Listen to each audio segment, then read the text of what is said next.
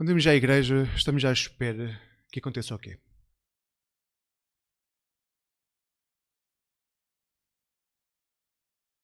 Quando saímos de casa e tomamos a estrada que nos conduz a um local, a uma igreja, a esta ou outra qualquer, o que é que realmente estamos à espera que aconteça?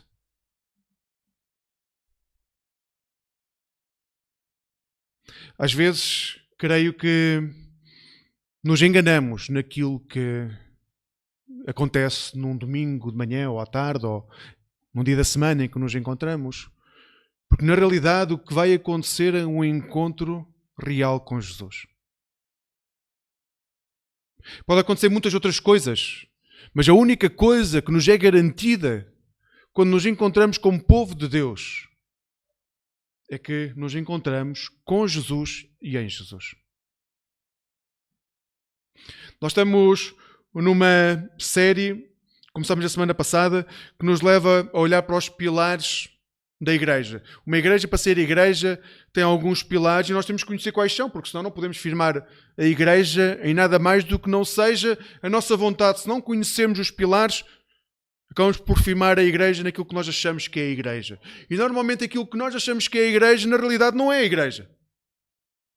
Pode ser um grupo de amigos, pode ser um grêmio, pode ser uma coisa qualquer, mas não é a igreja. A igreja só é a igreja quando aquilo que acontece dentro das paredes, de quaisquer paredes, onde se encontram 2 ou 3, acontece porque seguem o exemplo de Jesus. E esse exemplo é o exemplo que se segue a partir de Jesus, mas que foi deixado de forma muito clara na igreja primitiva, através dos atos que foram praticados pelos apóstolos. Isso é tão importante que um dos livros da Bíblia é conhecido como Atos dos Apóstolos. Atos que foram praticados pelos apóstolos. Os apóstolos, literalmente apóstolo significa ser enviado. Aquele que é enviado. Mas no contexto bíblico é aquele que é enviado com um objetivo muito claro de prosseguir a obra de Cristo. Ser um representante de Cristo onde está. Ele é enviado para representar Cristo onde quer que esteja. E na Bíblia nós temos alguns casos de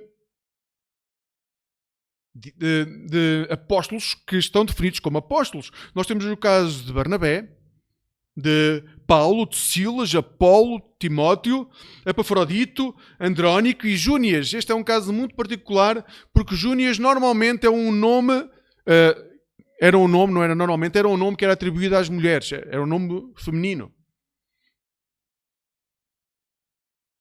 Nós temos apóstolos, estes apóstolos que foram enviados para ser representantes de Cristo onde eles são mandados pela igreja. E nestes casos as pessoas são enviadas não para simplesmente falar de Jesus, mas para falar de Jesus num contexto muito específico, de forma a que a vontade de Cristo naquele contexto seja exatamente aquela pelo qual são enviados. Às vezes nós como cristãos achamos que basta ser cristão e onde quer que nós estejamos isto é suficiente. Amigos, muitos de nós temos mensagens muito claras em relação à nossa missão. Não é só ser cristão, é ser cristão com um objetivo muito claro. Esta semana estávamos a encontrar-nos no Juntos pelo Trilho e um dos temas foi: qual é o teu dom? Nós podemos deixar para segundo plano os nossos talentos, mas os dons nós não podemos deixar para segundo plano, porque os dons são dados por Deus para que nós, onde quer que estejamos, possamos estar a exercê-los para que o reino cresça. Talentos podemos ter muitos, dons são dados por Deus para que o seu reino cresça. E não quer dizer que não façamos outras coisas. Mas somos chamados, somos enviados para usar esse dom que Deus nos dá de forma específica para que o reino de Deus cresça onde nós estamos. A olhar para os atos daqueles que foram enviados, para os atos dos apóstolos, nós vemos que o reino se começa a expandir. O reino começa a crescer porque aqueles que são enviados exercem a responsabilidade que são enviados. Então, nós somos confrontados com o texto que hoje vamos ler com um desses momentos, o momento em que um dos apóstolos, ou dois dos apóstolos, Paulo e Barnabé, mas neste caso é Paulo que está a falar, Paulo vai falar a uma multidão que não conhecia Jesus. Essa era a função de Paulo. Paulo tinha um dom, o dom de falar. O dom de levar uma mensagem, de pegar na mensagem e torná-la impactante para quem estava a ouvir. Nem todos têm esse dom, graças a Deus. Porque há tantos dons entre nós e podemos exercê-los de forma extraordinária. Este era o dom de Paulo. Não deixar que nada o impedisse de falar aquilo que tinha que ser falado, para que aqueles que não conhecessem Jesus pudessem conhecer Jesus. Então convido-vos a ler Atos dos Apóstolos 13. Hoje eu vou ler porque há uma parte do texto em que vou saltar, a partir do versículo 26 até ao 33 e depois 38 a 41. Atos dos Apóstolos 13, 26, 33a e depois 38 a 41.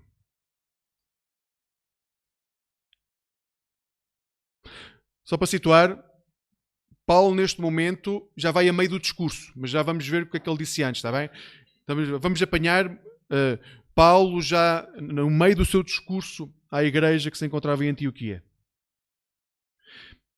Irmãos, filhos da linhagem de Abraão, e os que dentre vós temem a Deus, foi a nós que a palavra desta salvação foi enviada.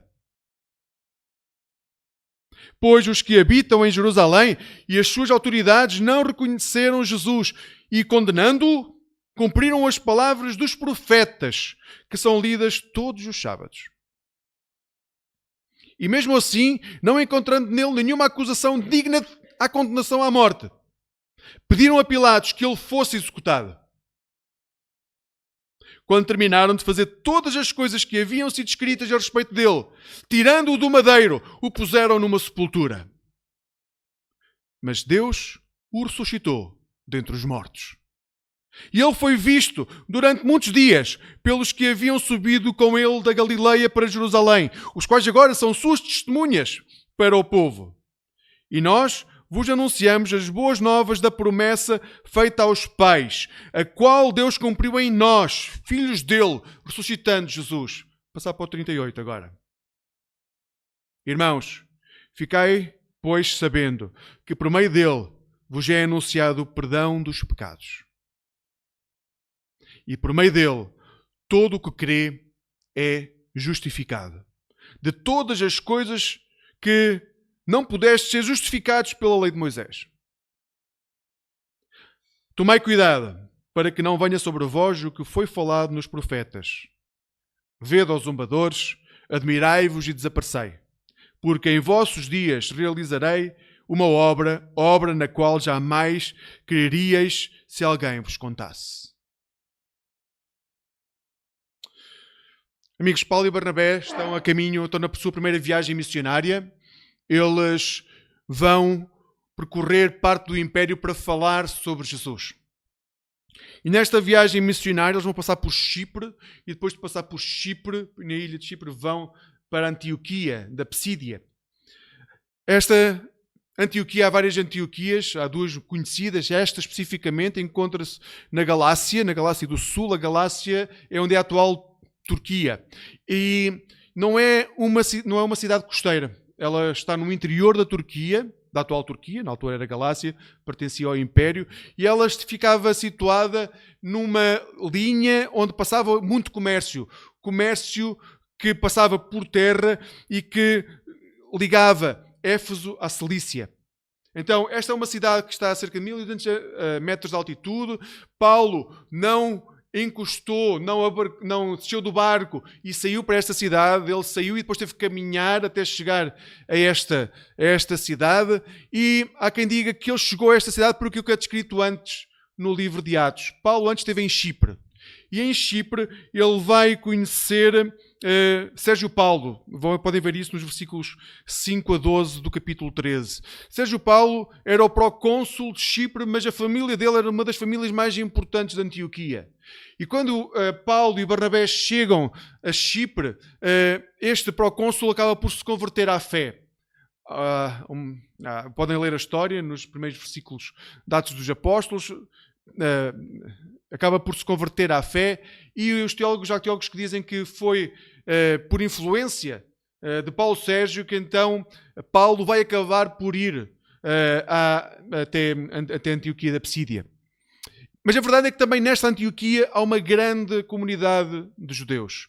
Vê-se isso porque há uma sinagoga e porque eles têm influência para influenciar aqueles que estão na cidade, a liderar a cidade quando querem que Paulo seja apedrejado, seja mandado fora da cidade. Então, a comunidade parece ser grande em Antioquia e Paulo vai a esta cidade para falar sobre Jesus. E quando chega a esta cidade, Paulo faz uma coisa que costuma fazer sempre.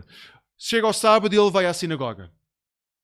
Este é um princípio que Paulo nunca deixa de praticar. Sempre que há uma sinagoga onde ele está, esteja onde ele estiver, ele vai à sinagoga. É um sábado. Quando me perguntam se eu me importo que as pessoas não venham à igreja, a esta igreja a um domingo, eu digo, bem, eu preferia que viessem. Mas se forem a outra igreja, glória a Deus por isso, porque o importante é estarmos junto com o corpo de Cristo, a celebrar o nome de Cristo. Quando nós não estamos junto do corpo de Cristo, alguma coisa dentro de nós está quebrada. E o primeiro passo para ela já estar quebrada é nós assumirmos que há algo que está quebrado, que nos impede de querer estar com o povo de Cristo quando ele se reúne. Então Paulo vai à sinagoga e os líderes da sinagoga dão-lhe a possibilidade de ele dar umas palavras, de ele e Barnabé darem as palavras. E Paulo toma a iniciativa. É muito interessante que até este momento, no texto de Atos dos Apóstolos, aparece sempre a ordem Barnabé e Paulo. A partir de agora, a ordem vai inverter-se. Passa a ser Paulo e Barnabé. Aquele que era mais reconhecido passa a dar o seu papel, a sua responsabilidade ao discípulo que andou com ele até ao momento. Então Paulo passa a ter primazia, a não ser quando vai a Jerusalém. E em Jerusalém, Barnabé continua a ter mais poder pela sua história, por conhecer as pessoas. Então, quando é descrito, principalmente no Concílio de Jerusalém, é-nos descrito ao contrário outra vez. Barnabé passa em primeiro lugar. Mas a partir daqui, sempre que Paulo está a viajar, Paulo aparece em primeiro lugar. Temos que saber ceder responsabilidade a quem está à nossa volta. Foi isso que Barnabé fez e isso nós somos também chamados a fazer. Ceder responsabilidade para que aqueles que estão connosco passem a estar em vez de nós com outros, para assim o reino de Deus crescer. O nosso papel não é fazer pessoas que dependam de nós, é fazer com que pessoas dependam de Jesus. Então, Paulo começa este discurso a falar a estes judeus. E vou só fazer um resumo rápido. Paulo vai recordar que Deus nunca deixou de estar com o povo de Deus. Então, no versículo 17, Paulo diz que Deus cuidou do povo no Egito, e não só no Egito, mas quando o povo teve que sair. Depois Paulo vai dizer que Deus cuidou do povo durante a travessia no deserto. Depois vai dizer que Deus cuidou do povo durante a conquista de Canaã, e Deus cuidou do povo durante a época dos juízes, e quando os reis começam a ganham poder em Israel. E quando chega a este momento do discurso, Paulo acha que as pessoas que estão a escutá-lo estão preparadas para aquilo que verdadeiramente ele quer dizer. Até aqui é uma introdução, porque o que verdadeiramente Paulo quer dizer é o que vem a seguir. Paulo considera que eles estão preparados para escutar que de David vai nascer alguém que é o Messias, que vem trazer a salvação a Israel. Há um descendente do rei David, que é o Messias, versículo 23, depois 24 e 25, vai nos dizer que esse Messias prometido é anunciado por João Batista. E é neste momento que chegamos ao texto de hoje. No texto de hoje, o texto que nós hoje lemos é neste momento do discurso que nós podemos ver a sequência daquilo que está a acontecer. Então Paulo continua a explicar e vai dizer que Jesus é o único que nos pode perdoar os pecados e, perdoando os pecados, é o único que é capaz de nos livrar do castigo da lei. É isto que Paulo hoje acaba por dizer no texto que hoje lemos. Então vejam, Paulo começa por referir que aqueles que temem a Deus, aqueles que olham para Deus e têm temor a Deus, e o texto específico hoje, Paulo está a referir-se, como eu já vos disse, a judeus que se encontram na sinagoga. O que ele está a dizer é que aquelas pessoas são os destinatários da palavra da salvação. Quem escuta a palavra é o destinatário da salvação. Quem escuta a palavra não é meramente um ouvinte. Seja quem for, nos dias de Paulo ou nos dias de hoje, quem escuta é sempre o destinatário da salvação. Aqueles que temem a Deus e que se encontram. Tenho que vos dizer, eu não acredito que ninguém entre numa igreja por acaso. O acaso para mim não existe. Quando alguém entra numa igreja, foi encaminhada por Deus, mesmo que tenha dificuldade em saber como é que isso aconteceu. E quando nos encontramos, nós somos os destinatários da salvação. Da palavra de salvação. Cada um de vós hoje é destinatário da palavra de salvação. E Paulo continua. Porém, Paulo está a falar para judeus. Porém, os judeus de Jerusalém, o povo e os líderes, decidiram matar Jesus. Eles rejeitaram-no, condenaram-no. E Paulo deixa muito claro que isso aconteceu para que as promessas do Antigo Testamento fossem cumpridas.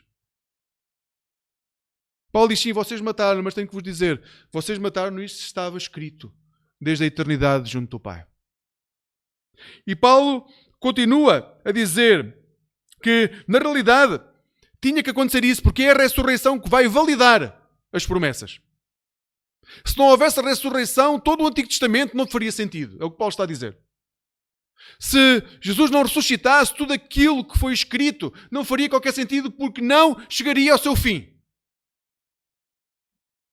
E Paulo continua o raciocínio. A ressurreição, então, tornou real uma coisa muito importante. O perdão dos pecados. Já ninguém tem que viver preso ao passado, mas não só o perdão dos pecados, como vimos, Pedro tinha feito o mesmo discurso. A semana passada vimos isso quando o Pedro fala no dia de Pentecostes, mas Paulo acrescenta algo que é a justificação. A justificação, a lei já não tem poder sobre os que temem a Deus, aqueles que encontram a palavra de salvação. Ou seja, este é um conceito muito paulino, porque Paulo o que vai dizer muitas vezes é a lei condena sempre. A lei é feita para condenar, para colocar limites, e quando ela é exercida, a lei só é exercida quando se ultrapassa os limites. Então, quando nós ultrapassamos os limites, a lei em si tem que ser exercida para condenar. E quando ela é exercida para condenar, ela torna aquele que comete pecado em transgressor.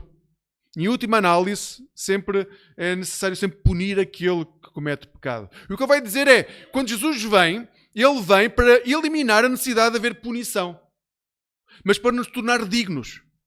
Nós já não temos de viver debaixo do peso da lei, nós vivemos debaixo do peso da graça. Como vos dizia há pouco, a única dívida que passamos a ter em Cristo é uma dívida de amor uns pelos outros, pelo amor que Deus já demonstrou por nós naquela cruz. É a única dívida que temos uns com os outros. Dívida de amor. E Paulo termina a dizer, neste discurso, a dizer, bem, vocês têm que ter noção que vocês estão diante de duas possibilidades. Ou vêm as maravilhas que Deus vos dá e as levam a sério, ou então vão ser como aqueles que no Antigo Testamento olhavam para as maravilhas de Deus e passavam ao lado e não conseguiam desfrutar daquilo que Deus lhes dava. E isso é algo que Paulo diz que todo cristão, naquele momento estava a falar para os judeus, todos aqueles que temem a Deus têm que fazer.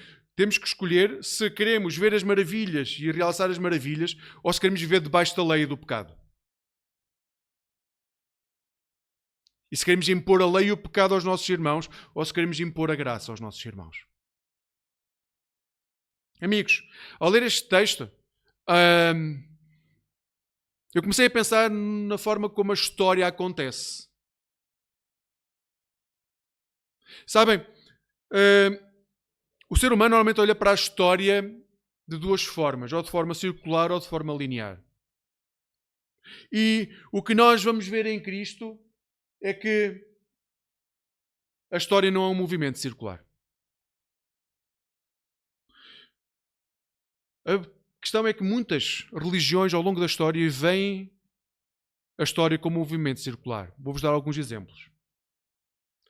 mitologia greco-romana. A mitologia greco-romana tinha o conceito do eterno retorno. Ou seja, esta ideia era que toda a existência acabava por se repetir constantemente. Ou seja, ela continuava a ocorrer de forma muito semelhante, se não exatamente igual, em grandes épocas de tempo. E esse número de repetições podia ser infinito.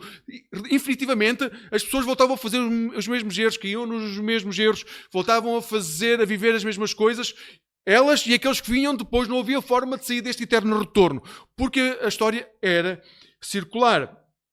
Esta repetição era através de grandes épocas de tempo que se repetiam constantemente e eternamente. No hinduísmo também está presente esta filosofia. Para além da ideia dos yugas, que são grandes períodos temporais que ocorrem e, quando eles acabam, eles voltam a ocorrer logo a seguir de forma muito parecida, o hinduísmo tem também o conceito de karma e de reencarnação. Karma é uma palavra que vem do sânscrito, que é a língua antiga sagrada indiana, que significa ato deliberado ou ação. E o karma é a lei que permite que não haja fugas dentro daquilo que é o nosso mundo. Não há possibilidade de o mundo perder energia ou ganhar energia. Ele apenas tem a capacidade de viver à custa de ação e consequência. Ação e consequência. E isso faz com que todo o sistema de causa e efeito vá fazer com que haja um ciclo eterno em que há ciclo de vida, morte e reencarnação. Vida, morte e reencarnação. O karma tem uma grande influência no conceito de reencarnação, porque o que vai defender é que aquilo que nós semeamos é aquilo que nós escolhemos. Então, como nós nunca conseguimos sair verdadeiramente deste mundo, porque nunca conseguimos chegar a um processo de libertação total, nós temos que reencarnar eternamente para poder viver e na expectativa de um dia, possivelmente, sairmos deste ciclo.